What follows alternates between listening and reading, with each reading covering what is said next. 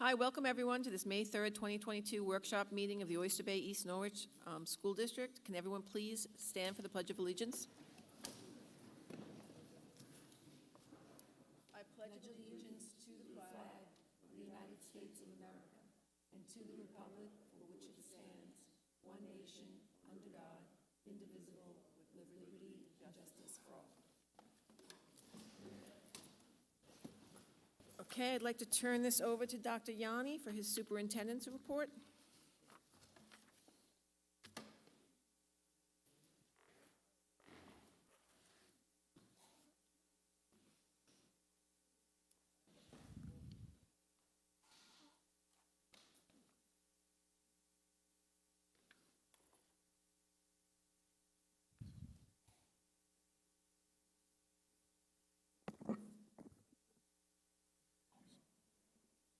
Good evening, everybody.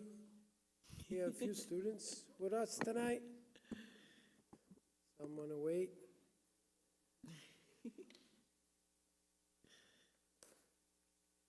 Mr. Rizzuto, I think you have company. You're not alone. All right.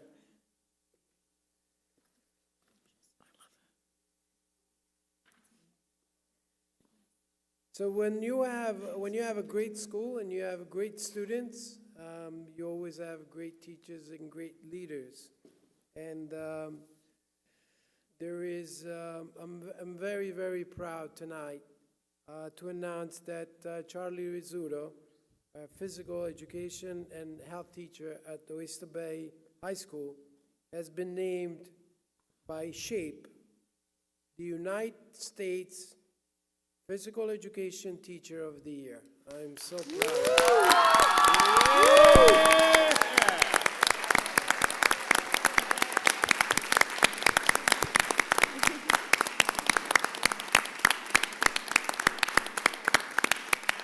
I tried to write a speech tonight, but there are literally no words. I mean, you said, Charlie, you said to me that you were going to text me first thing when you got the award, and I was waiting for that text, and I am amazed and proud of all the work that you do, but not surprised. I've been in your classroom, I've been on the field, I've been admiring you from the minute I walked into this organization, in this school. And I think that there is one person that deserves Teacher of the Year for the nation. That's you.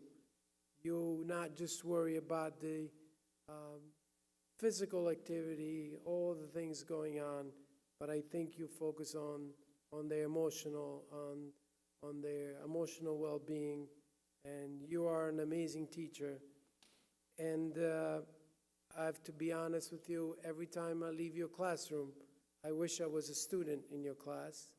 Every time I leave the field, I wish I was a player and you were the coach. So I am very proud. I know that the entire board and the community is joining me in congratulating you. I have no part in this, but I'm just admiring you every single day. And I think we're just proud of you. Thank you for all you do.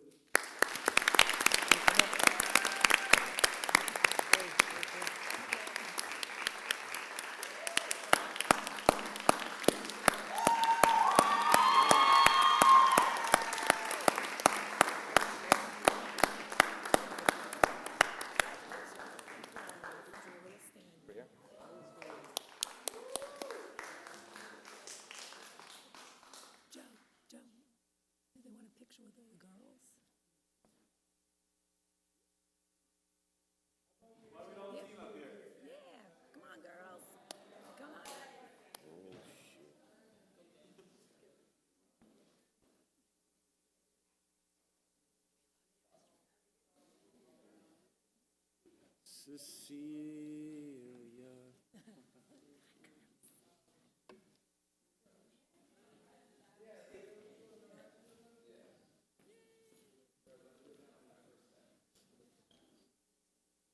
Big save Ave. That's right. Big save Ave.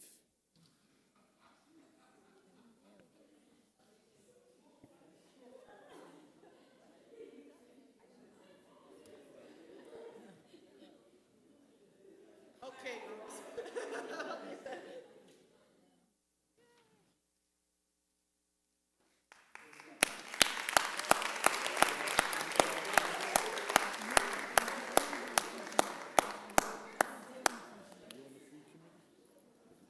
The Real Housewives. Yeah, that's what we were ranked a 5. The girls are so cute. This week is Teacher Appreciation. Thank you, girls, for coming again. Thank you, girls. Thank you. This week is Teacher Appreciation Week, and I would like to take this opportunity to personally thank all my teachers for all that they do every single day to make the students at Oyster Bay receive the best education possible. So enjoy the recognition that you truly deserve this week, but please remember that the entire board, myself, my entire administrative team, we appreciate your work every single day and not just this week. So a big round of applause to all our teachers. This is also an exciting time in school. We have a lot of our students are receiving acceptance to different colleges, and we got some great acceptances. We have students going to Cornell, John Hopkins, Bucknell, Boston College, Northeastern, University of Michigan. Again, an impressive list. And these placements are a clear reflection of the work that not just the students are doing and the applications and everything that they do, but also the parents, the support, and the entire counseling department, which I thank them. They are under the supervision and the direction of Ms. Argument, and I'm very proud of the work that is being done every single day. I know as a parent how difficult it is to go through that application, but I think we're doing a great job. So thank you to the entire department. Tonight is also a special night in the life of 5 teachers here at Oyster Bay. They're receiving tenure. You are shaping a young generation every single day, and we recognize the amount of work that you do. I visited all your classrooms, and as I stated in the past, I'm impressed how every day, each day, you are empowering our students to achieve excellence. We are forever grateful for the role models that you are and for inspiring our children.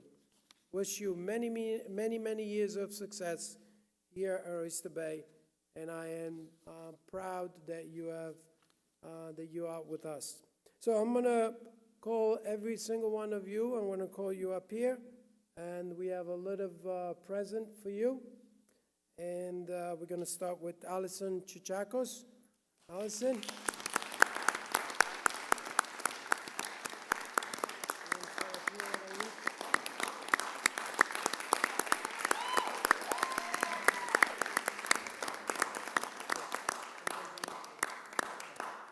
So I'm going to read about you a little bit. Ms. Chichakos is a special education teacher in the 6th grade at James Vernon Elementary School. High school. I made it high school. Ms. Chichakos works hard to ensure that all students are supported and cared for, while still ensuring that all students are challenged to rigorous standards. According to her supervisors, Ms. Chichakos sets a high standard for all students in our class. She challenges them who are ready for more crucial analysis and differentiating structure for students who require explicit instruction. Allison is very active in Vernon community and participates in Leaders Club and as a co-leader, and has served as an at-home and remote instructor for the 6th grade team. We congratulate you on this accomplishment, wish you many years of success, and happy to have you.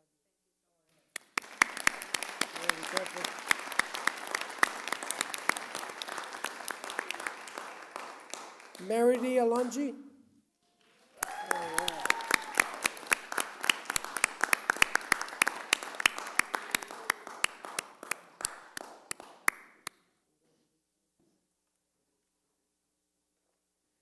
Ms. Solange is a sixth grade English language teacher at Vernon. As a sixth grade ELA teacher, Ms. Solange has fostered an environment of respect and through a positive interaction and relationship with students, and has implemented a student-centered approach. According to our supervisor, Ms. Solange prioritizes and establishes high expectation for all students regarding of the academic level. Through our tenacious work ethic and meticulous planning, she can meet the needs of each student through rigorous, relevant learning experiences and providing opportunities for all. We congratulate you and wish you many years of success.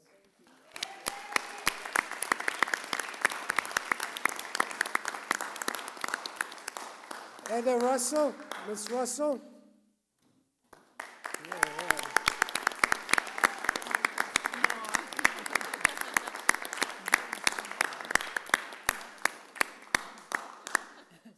I think he's very excited. Maybe you should come up. Somebody's really Come up, Umami.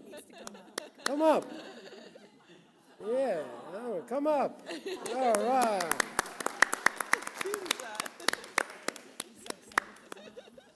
All right. All right. Ms. Russell is a special education teacher in a fifth grade at James Vernon. Our direct supervisor states that she's truly a master teacher with a clear understanding of how to design instruction to support students with multiple needs.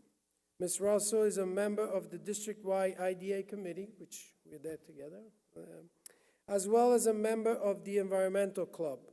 Ms. Russell is a truly collaborative individual who works with teachers, school psychologists, and social workers, as well as related service providers and behaviorists, to address and support the needs of all students. We congratulate you and wish you many years of success. Okay, buddy.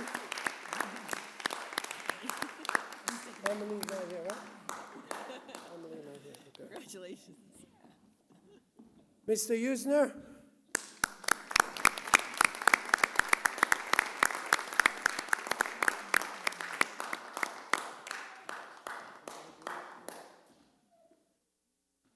While Ms. Usner's tenure was given a few months ago, we recognize his accomplishment here tonight. He's a French teacher at Oyster Bay High School, and according to his supervisor, Mr. Usner has engaged in and added to the department's effort to embrace the new learning standards, including the shift from formation to function. Mr. Usner has done an excellent job building a community within his classroom and has management strategies grounded in building community and focusing class time on meaningful learning and purposeful practice. During his time at Oyster Bay High School, Mr. Usner has developed a scope and sequence for all levels of French, which are aligned horizontally with the other languages taught at Oyster Bay. He is an advisor for the class of 2022 for the past 2 years, right? And 2 years, and advises the Social Justice Club and Foreign Language Honor Society. Congratulations again.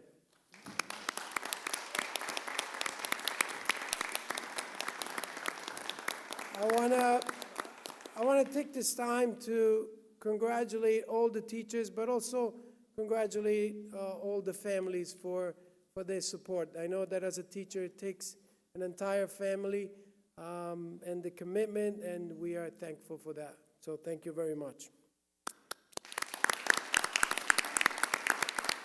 Okay, at this point, maybe we'll take a picture together with all the teachers, and then we're gonna move to the math presentation. So all the teachers, would you mind to come up again?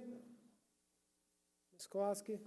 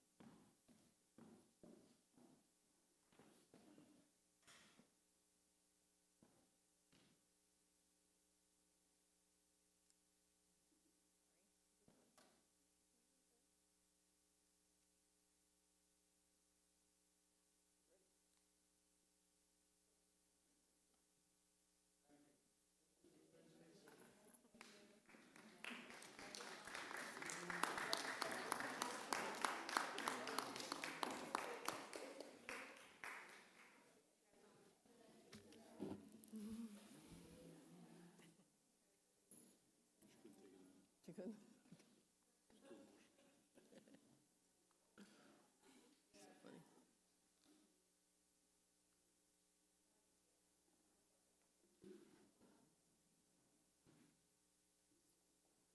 So at this point, I'd like Mr. Big Sworn to give a presentation on the math.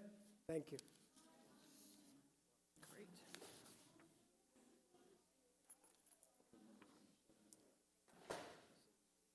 Good evening. I'd like to begin the presentation by thanking Dr. Yanni and the Board of Education for allowing me the opportunity to speak about all the wonderful things happening in the mathematics department. My name is Jack Bixhorn, and I'm the K-12 math supervisor. I'm extremely proud of the great work from the math department this year and their drive to constantly improve and meet the needs of our students.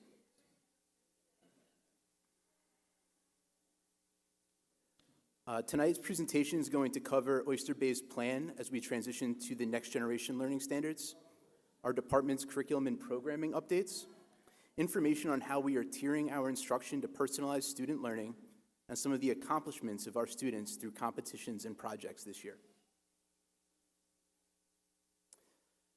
The first graphic that I wanted to share is New York State's timeline as we transition to the next generation learning standards. This timeline has been reviewed by our department and allows for us to plan accordingly. Next school year is the first administration of the grades 3 through 8 math assessments that will be aligned to the new next generation standards, and our department is prepared to provide students with the instruction that will be aligned to these standards. I also wanted to note that their Regents exams will be transitioning to next generation learning standards, but there will be overlap where the Common Core standards and next generation learning standards will be administered at the same time. This will be helpful because we will be able to plan accordingly and give students opportunities to take both Regents exams and see which one they will do better on. It will also help us as we plan to be able to see what's on the next generation Regents standards and update our curriculum accordingly.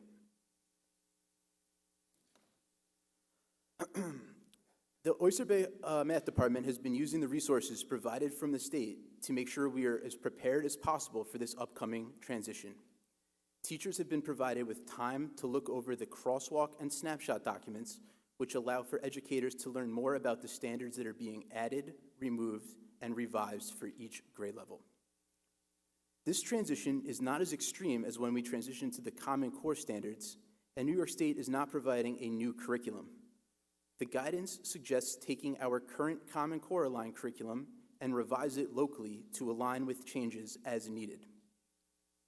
The image I've included shows a standard that was rewritten from the Common Core standards in 2012 to the next generation standards. As you can see, the Common Core standard is a little bit more difficult to read, where the next generation standard is more clear, provides examples, and has notes to clarify possible misunderstandings. Our action plan for this summer includes working in teams to create lesson plans, learning activities, problem sets, and assessments for every new standard added to each grade K through 7. Teams will carefully look at the New York State scope and sequence, as well as the Go Math scope and sequence, to determine the most appropriate time to incorporate the newly designed lessons. Teams will also consider the coherence map and guidance on standards to be taught after the state exam to ensure that our order of topics have rationale. Lastly, teams will ensure all topics being assessed on the state exam are covered before the administration by cross-referencing the New York State post-test standards recommendations for 2023. Next, I'd like to speak about curriculum, programming, and technology. Teachers on all grade levels have been using previous year's data to continuously revise and improve their current planning and instruction. Teacher teams have worked together all year to look over standards gap reports and wrong answer summary reports and compared Oyster Bay students to students in the region. Using this information, we have been able to target specific standards, topics, and questions that are strengths and others that students have had difficulty with. By digging into this data, teachers have had conversations on new ways to teach, practice, and assess these topics. The math department has been using many excellent resources to supplement their instruction, all with the focus on developing challenging questions and learning activities that require students to collaborate and think critically. As we continue to explore new ways to get students thinking, several members of the math department have participated in a collegial circle. This resource has provided teachers with real-world tasks and instructional strategies to maximize student thinking in the math classroom. For high school programming, we introduced 2 new elective math courses this year, and we've had tremendous success. Introduction to Statistics is a high school class that is focused on solving real-world problems by collecting and analyzing data. Several students have shared with me that this is their favorite class, and one of the reasons is because they get to design experiments and answer questions they are interested in. This course was also developed because of the projected increase in data scientist and statistician careers. We hope that this class will increase our students' data literacy and possibly increase the number of students who will go on to take AP Statistics. Financial Mathematics is an algebra-based course where students learn how to use math when budgeting, investing, completing taxes, and for computer skills. Even today, I was talking with the teacher, and she's doing a lesson on credit scores, and she found out that 65% of adults have never gotten a request to see their credit score, which was kind of an eye-opening number, but it was something that we were really talking about, the importance of making this class, giving the students the skills they need after high school to really have those financial budgeting awareness. So it was really kind of interesting data. Student feedback has been positive, and the students have shared that they are more confident with their ability to manage money. For the next school year, we're going to have extended sections for all 3 of our high school Regents level courses. These courses will meet for a double period every other day.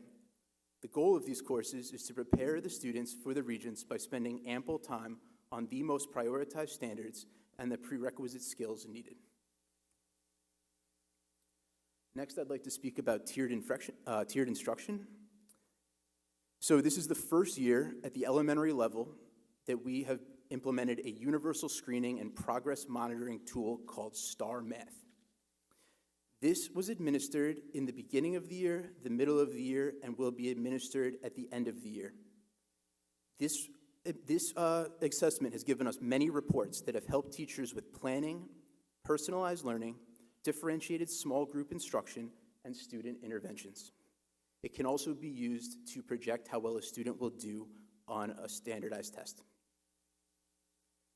The first sample report that I wanted to share that was generated by the STAR Math is called the Diagnostic report.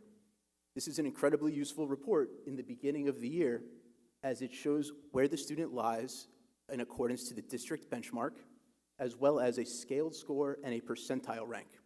So the percentile rank measures how well that student did compared to all the students on that grade level across the entire country. So if you were looking at this student, being in the 68th percentile means that they've scored better than 68% of 5th graders across the entire country. The scaled score is just a one-number representation of how well the student's doing, and that makes it easier to compare students across grade levels. At what point do you give those exams?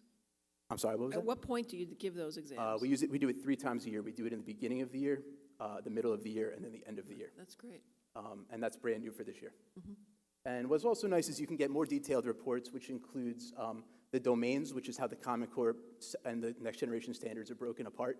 So you could look for specific gaps. So for example, like measurement and data is usually taught at the end of the year. So you might recognize that that could be something where there might be an overarching theme that students are having trouble with that, maybe due to COVID. So we've kind of looked at that as class, grade level, and specific students and look for trends. And do they map against the math standardized tests that are given like 3 through 8? Sorry, I'm having trouble hearing. Do they map against the tests that are given 3 through 8? In other words, are the STAR exams very similar to those? They're very similar, and they even have like a chart that would suggest like a scaled score would be projected to be a certain level on that state assessment. So it's a New York State test, or is it New York State created, or? Oh, no, it's for the entire country, but they do for different states. They have a different like correlation chart. Oh, wow. So like a scaled score, for example, in a different state might be more proficient, where New York has especially high standards, if that makes sense. The next report I wanted to share is a recommended skills report, which is really useful for teachers.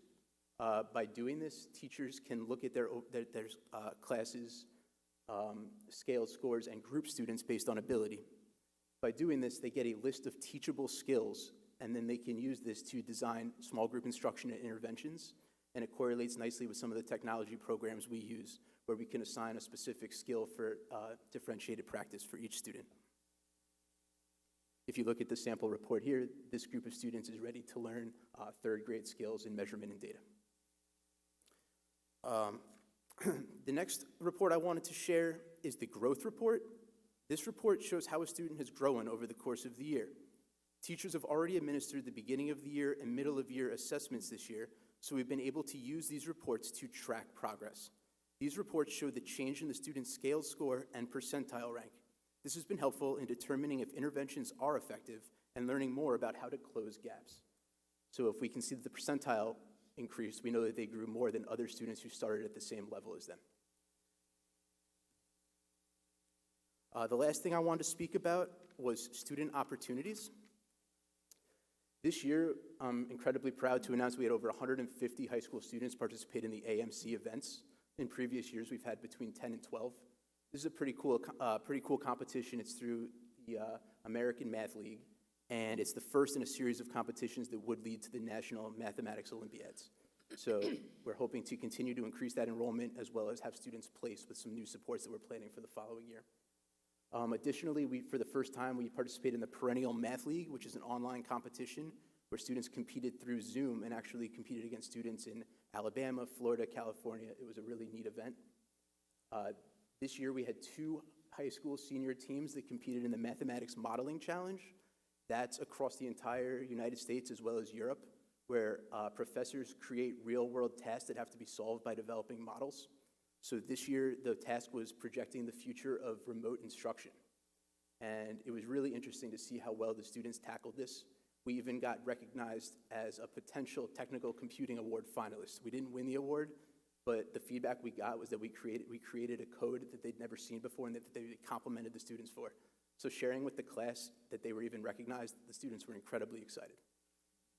And last but not least, we participate in the New York Math League, which is a local competition for all grades 3 through 12. That's through our math clubs.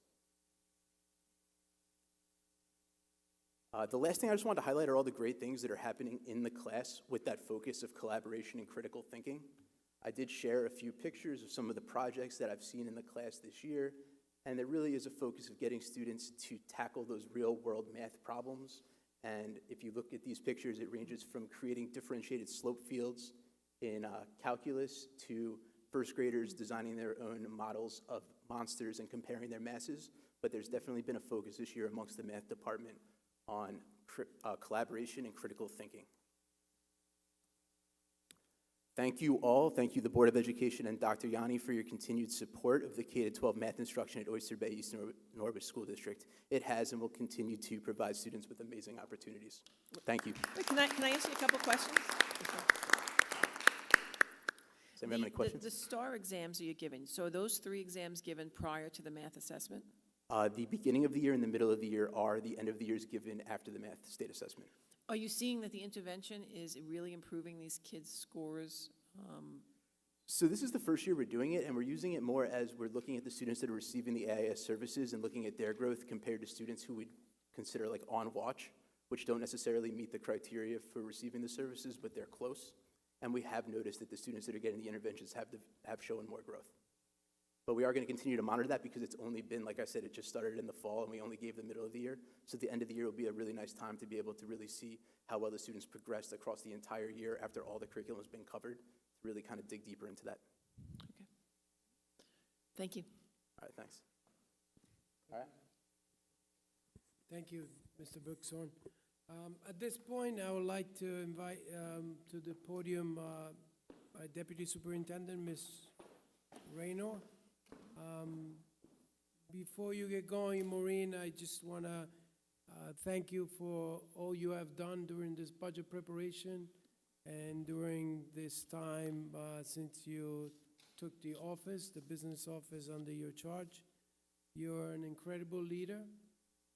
You're an amazing mathematician. I knew that when I hired you a long, long time ago. And I cannot thank you enough for all the work that you have done with the budget this year. So I'm sure the entire board is very appreciative of the work that you have done. Thank you. Yes, thank you. Well, I thank you for that, and I do thank the support of the board, Dr. Yanni, the whole team, the administrative staff, everybody. It has been an amazing year to go through this with an amazing community, amazing district, so I'm definitely happy to be part of all of this. So tonight, I am definitely pleased to present the budget hearing for the 22-23 school budget. The budget was developed with the vision of empowering all students to achieve excellence and the mission to create a budget that will empower all students to achieve excellence and promote the district goals while maintaining current programs and planning for the best educational environment at Oben. The focus has remained for this budget cycle to stay within the allowable tax levy cap to provide the best educational opportunities while remaining fiscally responsible. Here's a brief outline of the items we'll go through tonight. Although it is important to start and reflect on the students through all of this. Our students never cease to amaze us, as you hear through so many of the requisitions that you've seen this past year, that here is just a small glimpse at some of the amazing things our students have done, including science and technology programs, athletic opportunities, the orchestra Mandarin programs that we're continuing to build, and so forth.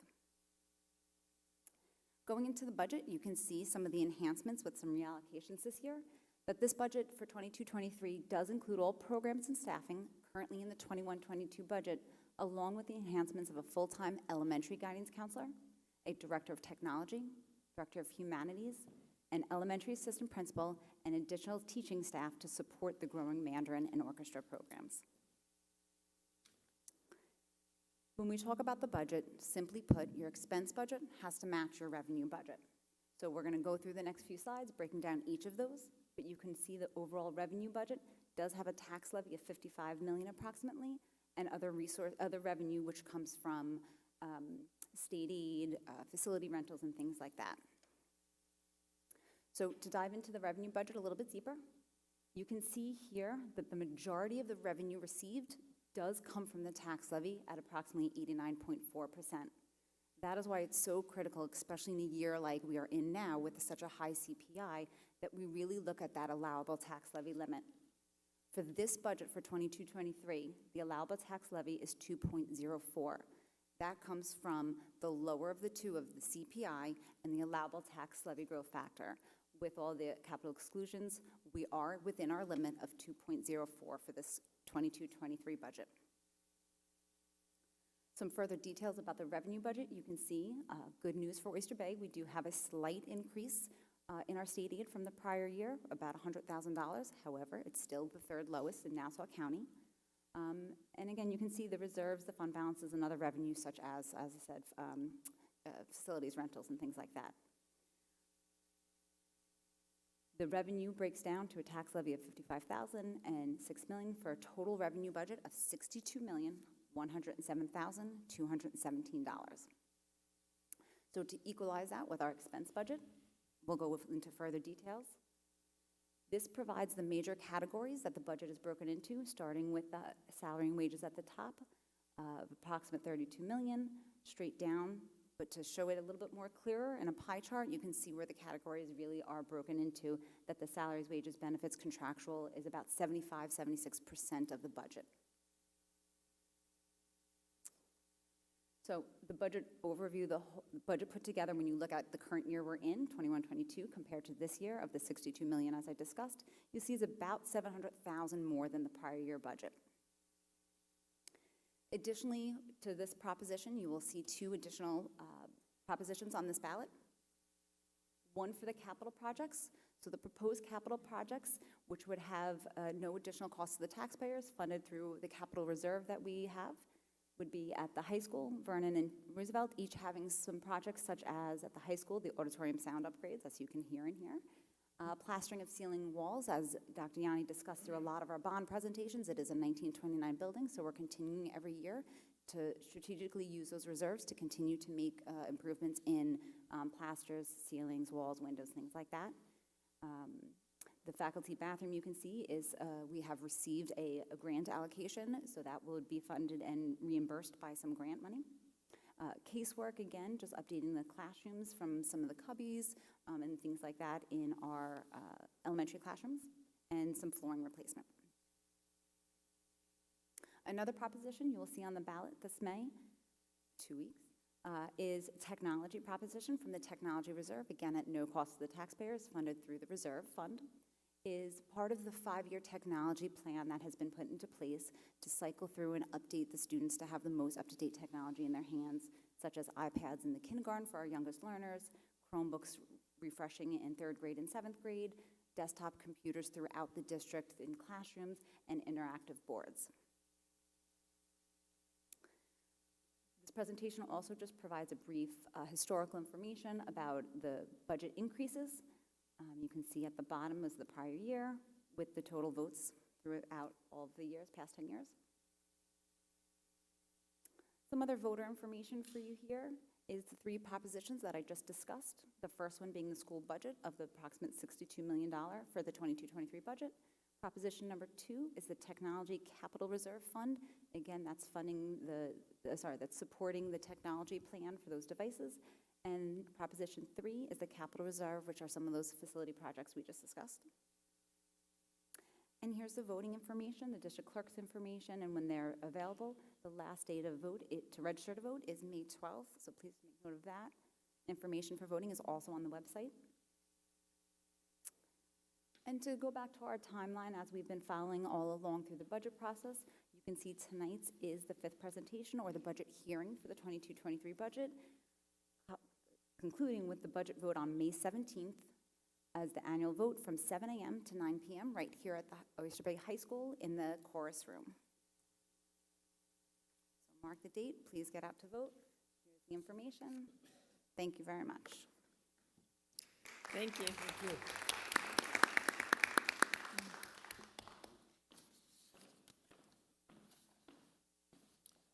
Are you finished, Dr. Yanni? Yep. Okay.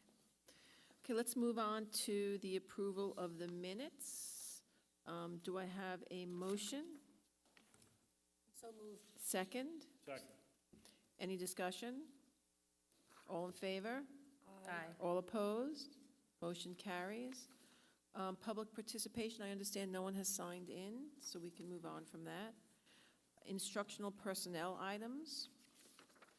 Resolved upon the recommendation of the superintendent of schools, the Board of Education of the Oyster Bay East Norwich Central School District hereby approves the instructional personnel items as listed in their entirety. Do I have a motion? So moved. Second? Second. Any discussion? All in favor? Aye. All opposed? Motion carries. Let's move on to non-instructional personnel items. Resolved upon the recommendation of the superintendent of schools, the Board of Education of the Oyster Bay East Norwich Central School District hereby approves the non-instructional personnel items as listed in their entirety. Do I have a motion? So moved. Second? Second. Any discussion? All in favor? Aye. All opposed? Motion carries. Business items.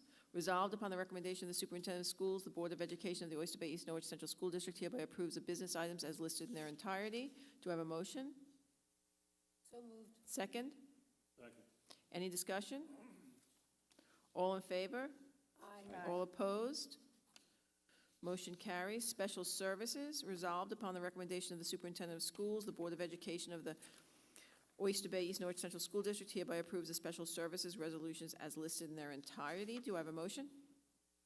So moved. Second? Second. Any discussion? All in favor?